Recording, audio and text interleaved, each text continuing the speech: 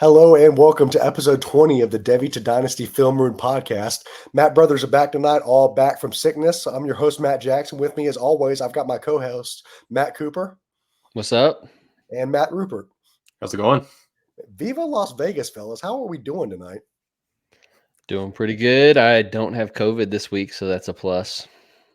Yeah, I know. I feel My like we whole were family went all down. counted out for the count, man. It was horrible. Sickness was Yeah, going my on. whole family was down for the count last week, so it's good to be back in the land of the healthy. Yeah, How'd you guys- me and my wife are still getting there, but the kids are all back to 100%. So that's what really matters. How'd you guys enjoy that Super Bowl? Did you do anything fun? Have any sort of Super Bowl parties?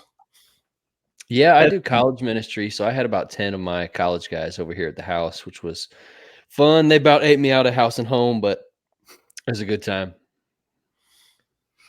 Yeah, I've had plans, and we're still under the weather a little too much to go out, so we ended up just staying in and ordering some food and having some wings and jalapeno poppers, fried pickles, kind of the works. All the good food. Good. Yeah. No, I texted you guys that night. That was the first time that I truly realized I was getting a little bit older, because we had, as I told you guys, two girls in our youth group, and one of these girls turns over to her friend and she's like, "Hey, Usher's playing the halftime show today." And the other friend was like, "Who's Usher?" And she was like, "I don't know, some rapper dude." I was like, "Oh, my heart." No. My heart. It's like that was like my time period. So for the first time, I felt like I was getting old during that Super Bowl. But nonetheless, we are back at it again with you guys tonight. We're back breaking down more rookie breakdowns. Tonight, we're going over the running back position. One guy that I would say that we're going to talk about tonight is somebody that I'm a little excited to talk about, but I feel like we're going to have some different views on it. And then one guy, of course, is coming off some injury concerns, but it's a guy that I feel like we're all going to like. And of course, that is Alabama's Jase McLellan and Texas's Jonathon Brooks. And of course, we get all this film. If you're curious, so we're going to be breaking down tonight from the Dynasty Nerds Film Room. That, of course, if you want a 15% off coupon for that, you can use our code CUBE. It'll be linked to the YouTube page and also to the Apple Podcast. You guys can get 15% off that awesome Film Room product. And other than that, we're excited to break down these guys tonight for you guys. 15%, not 50, just to be clear. I said 15, didn't I? I'm sure I said Promo 15. code COOP. Check it out. It's where we do all of our study, and it definitely helps support us if you use that code. So first guy we're going to break down is, of course, Jase McLellan. He's a 5'11", 212-pound senior. He's a former four-star running back, the seventh running back in his class. And, of course, the first thing that we always break down when it comes to these running back positions is their patience and vision. And I'm going to start with you, Rupert. What did you see when it came to Jase McLellan's patience and his vision that maybe stuck out to you? There's just a lot of meh watching him for me.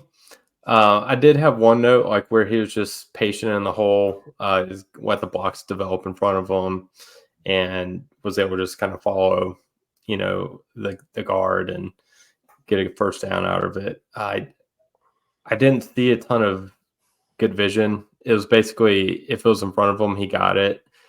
He, would just steamroll into the hole for the most part. So I didn't really see any kind of outstanding vision. He was a patient runner, I would say. And I feel like he did understand, like what the blocking assignments were trying to accomplish. So I can at least kind of give him a nod there, but really nothing special in the patience and vision department for me. What about you, Cooper? Would you agree with that? Did you see kind of the same stuff, or did you see something different? Good patience, like Rupert noted. I felt like he was calm when he would take the snap. He wasn't like in a hurry to just dart off somewhere and just make a guess. Like he was calm enough to sit back there. I felt like he was reading the leverage of the defense, reading where his blocking scheme was designed to go. He generally found the right crease and, wasn't getting his team behind the chains because of bad decisions. And overall, I think efficient footwork was something that I noticed a bunch of times. So I think that's related to vision in the sense that sometimes you see it, but you see it a second too late, and so your feet aren't in the right position to make the cut that you need to make. I felt like he didn't have a whole lot of wasted movement. He wasn't doing a bunch of like jittering in the backfield. His feet were just, he was in control of his feet. So as soon as he saw where he needed to go, he was able to get there. He just didn't have a whole lot of wasted movement in the backfield, which I liked. So I felt like he was really technically sound. I think to Rupert's point, I didn't see a whole lot of like spectacular creativity or manipulating the defense. Kind of, I didn't see a lot of shading one way to suck a defender into a wrong gap and then shooting the other way. He wasn't playing chess while they were playing checkers or anything like that. But I felt like he was technically sound and doing what he was supposed to do as a running back. And that's kind of the way I felt too, right? He doesn't have a nasty dead leg. He doesn't really break people down in the hole. But what he does do, and I think Rupert, you kind of pointed this out, he looks a little bland, I would say, as a running back, but I don't necessarily think bland's a problem. He didn't do a lot of east to west dancing in the backfield. He saw the hole that was blocked for him, and I don't think I ever saw him take the wrong hole. I would slow the film down. I would watch like step by step of him running, and he chose the right hole more often than he didn't. And he would just get what was blocked for him. And I think, personally speaking, I think coaches are going to love that.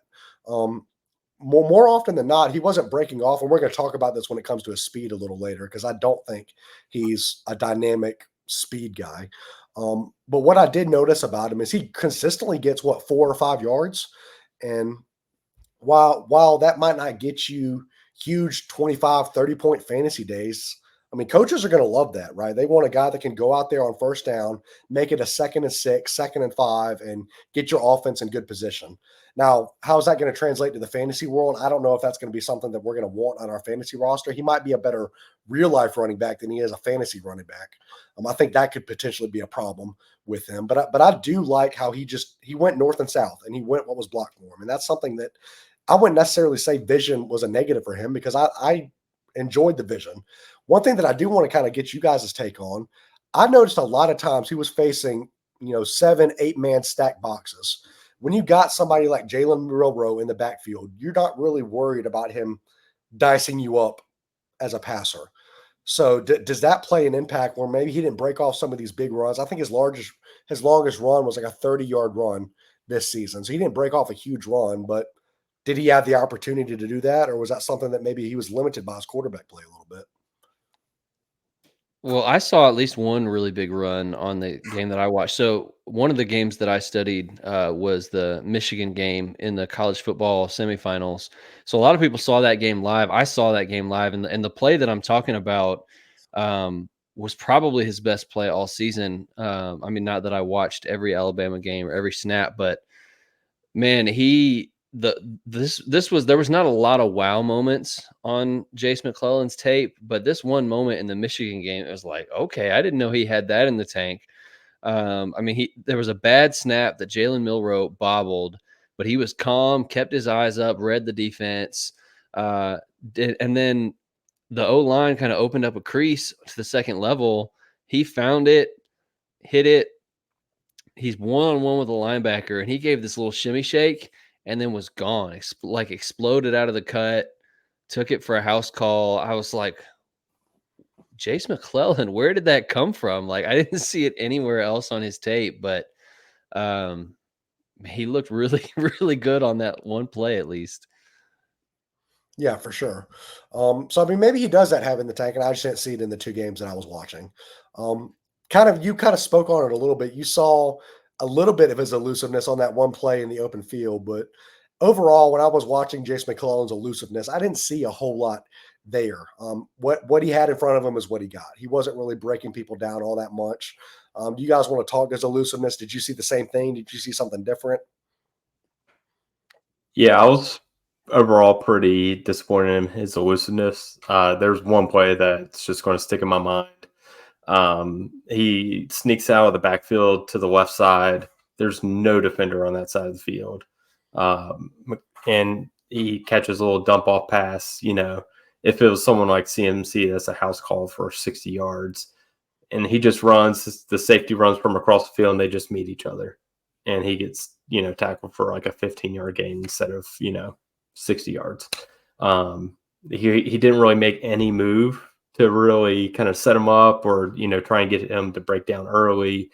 There's just nothing. I was just like, really? Like, man, as soon as I saw him sneak out and there's no one on that side of the field from the all 22 angle, I was like, oh man, this is a big play. And then I think I had it was first down, but on my film too that I was watching where he got around the corner, and I wrote on my notes, I was like, if he was just a little bit faster, I felt like he could have house called this, but he didn't. We're going to talk about his speed here in a second, but yeah, that was something I noticed as well for McLellan.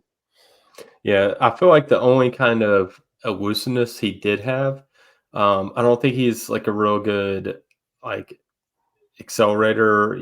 Doesn't really have the dead leg, but he has I guess kind of decent long speed to where he kind of can surprise some defenders if he is bouncing it to the outside. He can kind of accelerate that way, where he's not having a hard cut. So I saw him beat safeties trying to get him before he can cut it outside. And he took one for 30 yards or so for a house call in the Ole Miss game I watched. And then there's another time where he bounced it outside and for his second touchdown that game. So I think he does have some decent speed. But as far as elusiveness with dead legs, jukes, stutter steps, kind of setting guys up, I just don't think that's in his arsenal. What about you, Cooper? Did you see the same thing? Yeah, I would say that this was definitely a net negative for him in terms of evaluating, does he have this trait that will translate to the NFL that leads directly into fantasy points? I would say that he doesn't. He's just not. I saw maybe 2 plays where he made somebody miss, which that's a running back's job at the end of the day, is to make people miss. I mean, it's that his job is to follow his blocks and get what's blocked for him, but then his job is to create and get yards after contact and force missed tackles. And I just didn't really see that in Jase McLellan's game at all. Like you mentioned, Rupert, some build-up speed, but build-up speed's not really what you want from a running back. It's much more important to be quick and explosive in short areas than it is to have long speed at the running back position. And I felt pretty underwhelmed with his short area quickness, his acceleration through cuts, the power in his legs to be able to stick his foot in the ground and change directions and accelerate out of that. I just felt like it wasn't there for Jase McLellan. It was one thing that I noticed that was really interesting. And every time, because I watched the LSU game, and Jalen Milroe ran a lot in that game. So you saw the tale of two tapes, right? You saw Jase McLellan when he was in the short area, his short area quickness, his elusiveness that wasn't necessarily there.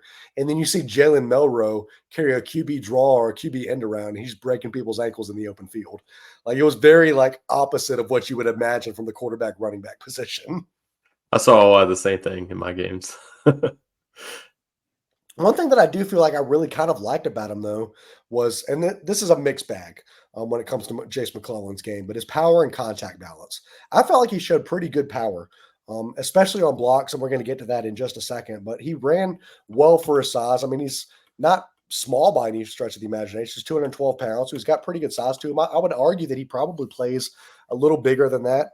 I liked his power. One thing that I didn't necessarily like was his contact balance. There were 2 plays versus LSU where I saw him get the ball in the backfield and either trip in the backfield before he hits the hole, or one defender comes around the edge and just swipes at his legs and he goes down. So I feel like his contact balance was a little iffy, but I felt like he ran with good power. What did you guys see? I'll start with you, Cooper, when it came to his power and contact balance. I made quite a few notes actually, that he finished with good pad level, tended to fall forward. I didn't see a lot of straight up broken tackles, or the guy we're going to talk about in a minute was dragging people for 10 yards before going down. I didn't feel like Jase McLellan was that hard to bring down. I didn't feel like he was super powerful. But I felt like he was tough, and he wasn't shying away from contact, and he wasn't looking for ways to get out of contact. He just, I mean, like we said with the vision, he takes what's there, he runs till he gets to a defender and then he falls forward for a yard or two more, and that's who he is. Like, he's going to get what's there for him. He's not going to get a whole lot more. Agreed. You can just tell he's like really well coached. Just, he follows his blocks. He knows the assignments.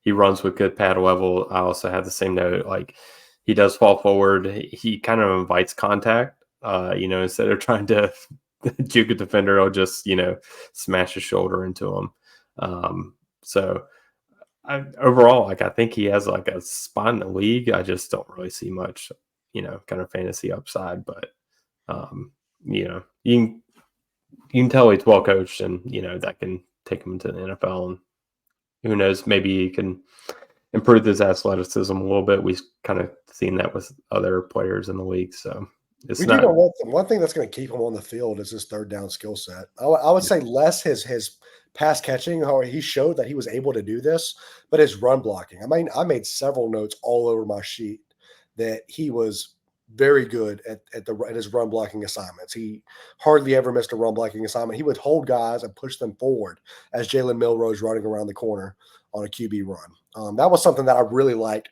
about his film. Again, something that's going to keep McLellan on the football field, but does that necessarily translate to fantasy points? I'm not really sure yet. But I did at least like that, his McLellan's third down skill set. What about you guys? Did you notice anything about that? Well, so run blocking and pass blocking are two different things.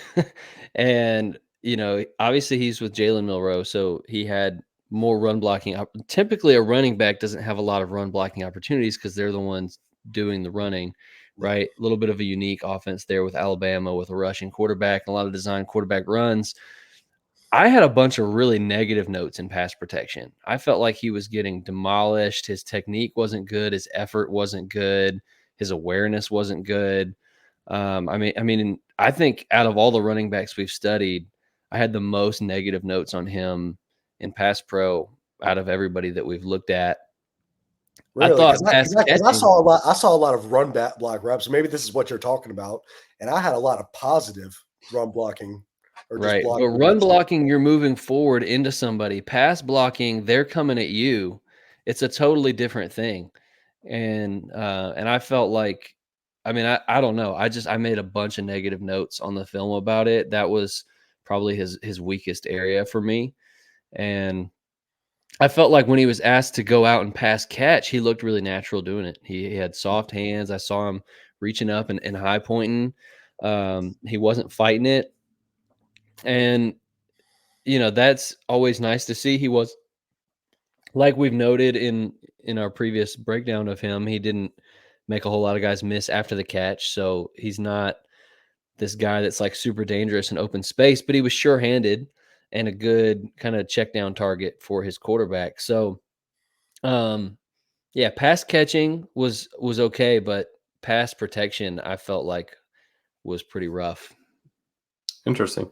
I didn't have any bad pass blocking reps on the games I watched. Granted, there weren't a ton of passing in the games I watched, but I had multiple notes like where he stoned, a linebacker running up the middle. Another time they blitzed a DB off the end and he stonewalled him. So I saw multiple like really good pass blocking reps and then other, just holding his own. So I didn't really see that as a weakness in my games. And this is why we watch multiple games, right? This is why we don't just watch one or two games and come in here and do the podcast.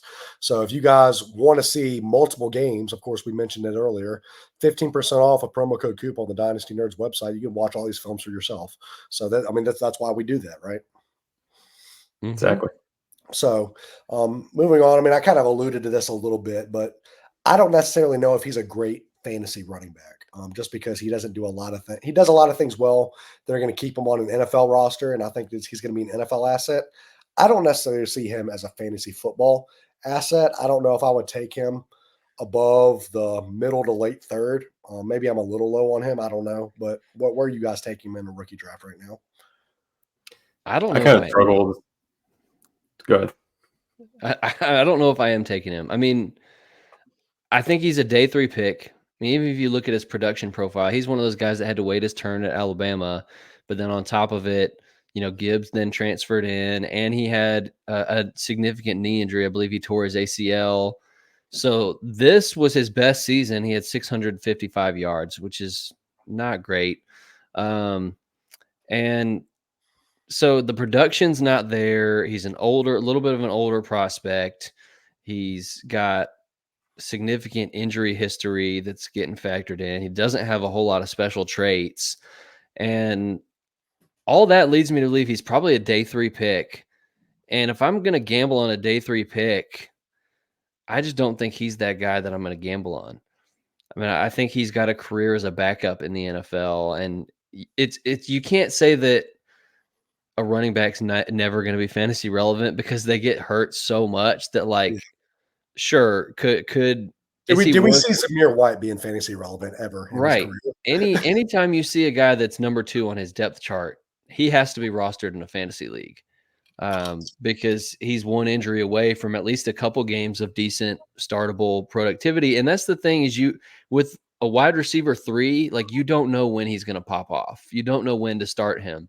But with a backup running back, you know exactly when it's time to plug him into your lineup. So these are good guys to have on your dynasty bench.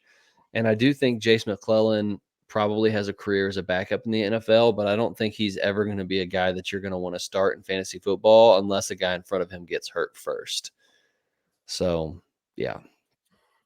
Agreed. I kind of see him, bouncing around in the league as a backup, and I don't really see myself drafting him. Maybe like if I have like a late 4th round pick, but like you said, I'm probably going to take shots on guys that I see like that have high upside or anything like that, where I can envision a little bit, better path to opportunities. But, it may be someone I pick up off the waiver wire, after draft if I got an extra spot.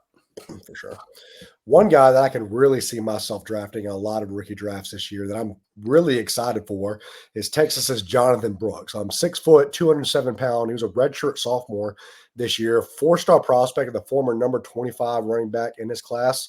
The only thing that you got to worry about with Jonathon Brooks is that ACL tear that he experienced this year. Had to sit a little bit behind Bijan Robinson. I mean, that's understandable. He's Bijan Robinson. But when Jonathon Brooks came in, he played really, really well. And I liked a lot of what I saw for Jonathon Brooks. And the first thing that we're going to talk about is his patience and vision. And I loved his patience and vision. I felt like while there were some times where I would feel him dancing behind the line a little too much, he wasn't as north and south a runner as maybe a Jase McLellan, where he would just see the hole and hit the hole. He did that a lot still. Like he got what was blocked for him, and he had the ability to create on his own, which Jase McLellan didn't. And I love that about Jonathon Brooks. I think his patience, his vision behind the line of scrimmage to find the right hole was really really good.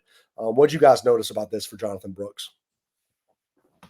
I thought he was really special in this regard.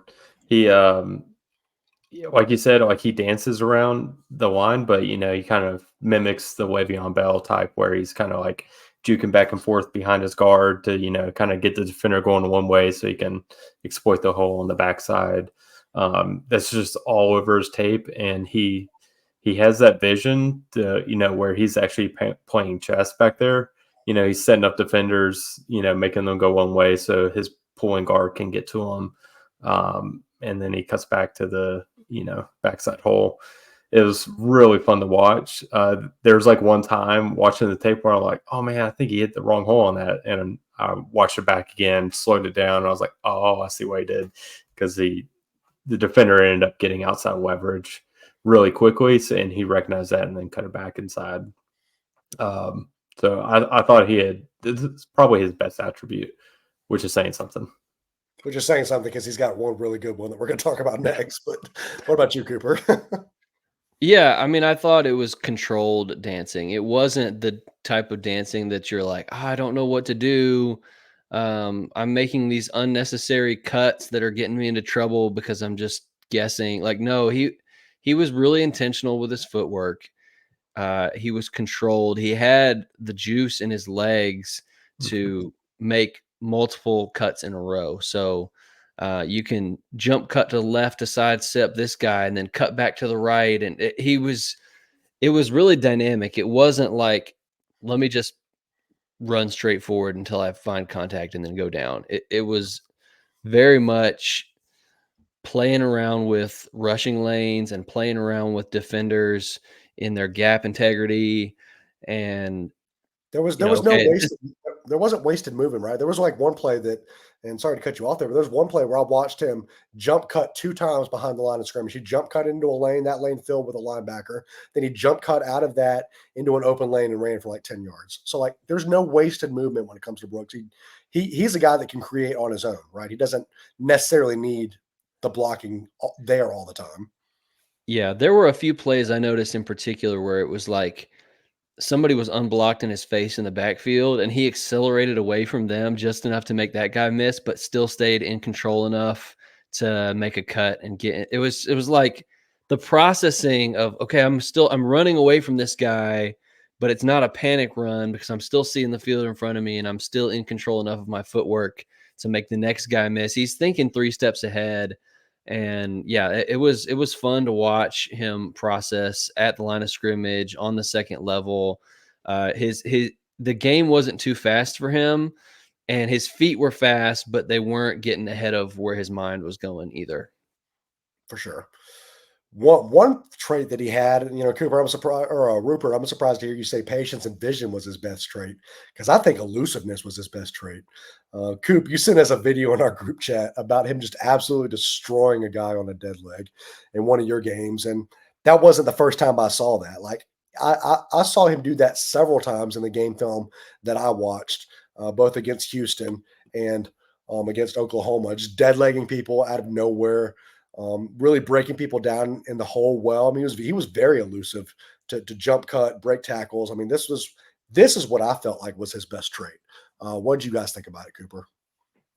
Yeah, I definitely saw the same thing. Like you mentioned, that one clip I sent you, like the line opened him up to the second level. He gets the second level one-on-one with a linebacker, and he gave him just this nasty little double dead leg. It's like he gave one dead leg, and then the defender reacted to that, and he gave another one going the other direction, and the defender did not even get a finger on him. And he didn't just make the cuts, he exploded out of the cuts. So, that's, I think, a huge benefit is when a guy doesn't get slowed down trying to make those cuts, but he can actually accelerate through the cut and keep his momentum. That was something that I thought Jonathon Brooks did really well, and he did it in very short areas. So Jonathon Brooks had incredible ability in a phone booth where, okay, I've only got a yard to try to make this guy miss because other guys are closing in, and all he needed was that yard. It didn't take him like 10 different stutter steps to try to make a guy miss. It was quick. It was like boom, boom, I'm gone. And that's what I really liked about it. You mentioned it. I mean, it felt like he didn't lose any speed when he was cutting. He stayed at top speed the entire time, and that's a rare trait because we watched a lot of guys not have the ability to do that. So, I mean, Yeah. that's something that you love to see. He's got so much juice in his legs, the power he has, and there's a lot of players can try that Le'Veon Bell, like wait behind the line, but you got to have the juice to put your foot in the ground and accelerate, 5 yards up the field in the blink of an eye. And he's got that kind of juice to be able to do that. And, that applies to his lateral ability.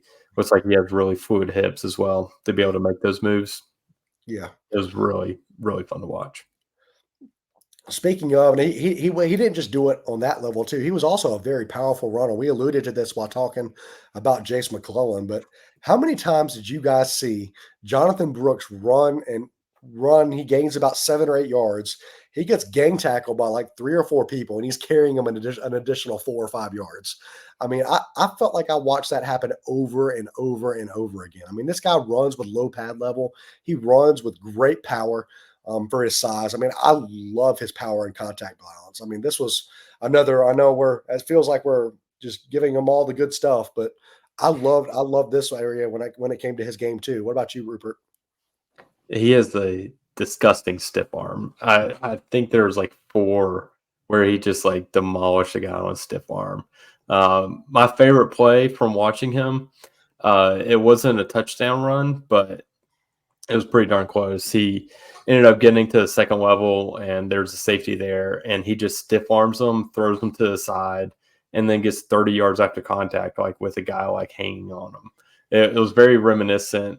You'll notice play Coop when Cam Newton carried a Bucs defender on a quarterback run for like 49 yards. He ended up carrying him for like 15 yards into the end zone. It was pretty much like that. He's just like carrying a dude on his arm and, runs for 30 extra yards. And another play, like in the first game I was watching of him, I made a note that like he just seems like one of those guys that's just going to have a nose for the end zone.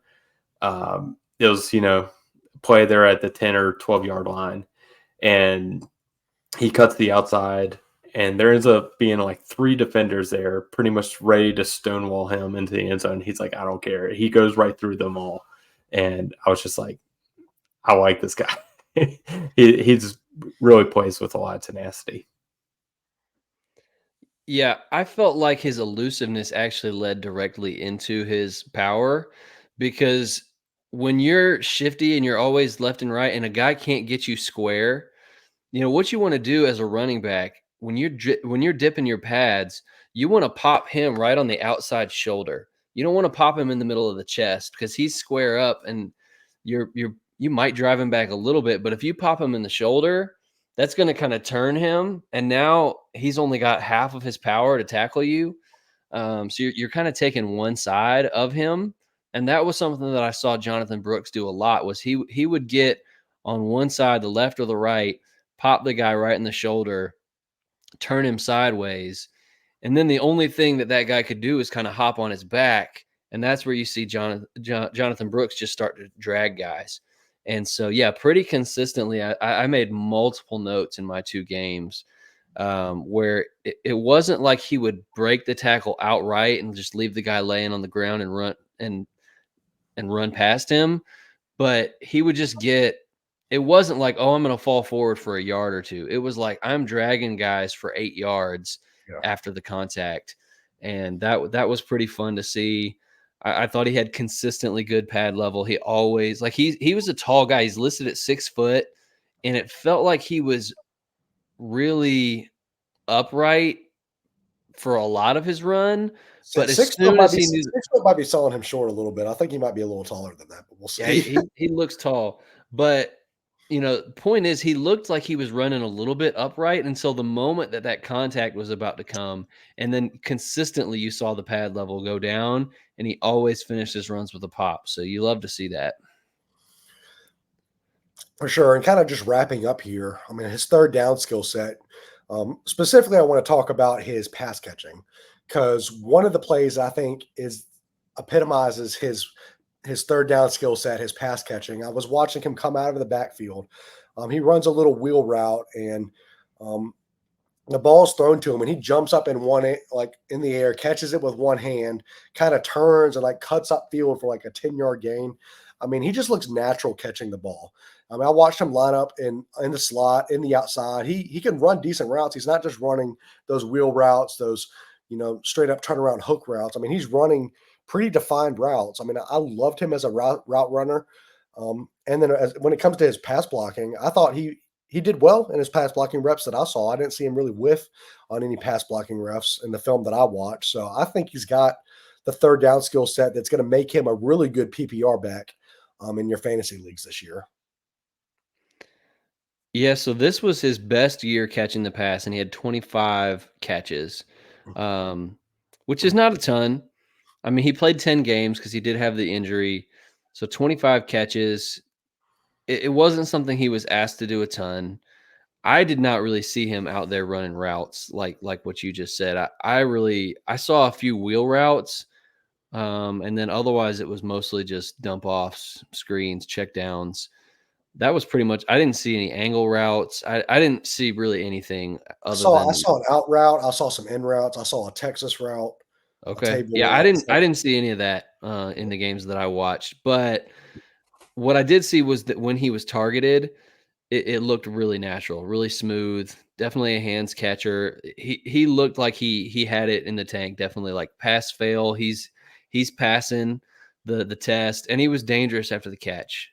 So all that elusiveness that we already talked about definitely came into play after receiving the catch. And I had a number of positive pass pro notes on him too. I thought he did a really good job kind of standing his ground, picking up the blitz when he needed to pick up the blitz, give Ewers enough time to get a pass off or scramble away. So yeah, I thought overall third down skill set, while it wasn't like, oh man, this guy's a weapon. This is like a Jahmyr Gibbs, Christian McCaffrey. Like I didn't come away feeling like that at all. But I felt like, yeah, this guy's very capable. He's not going to have to come off the field in these situations. So overall, I think between his size, his ability to run between the tackles, and what I saw in the third down skill set, I think he's got probably the best chance out of anybody we've studied so far to be a 3-down back at the NFL level. Do you agree? Do you think the same thing, Rupert? 100%. He's.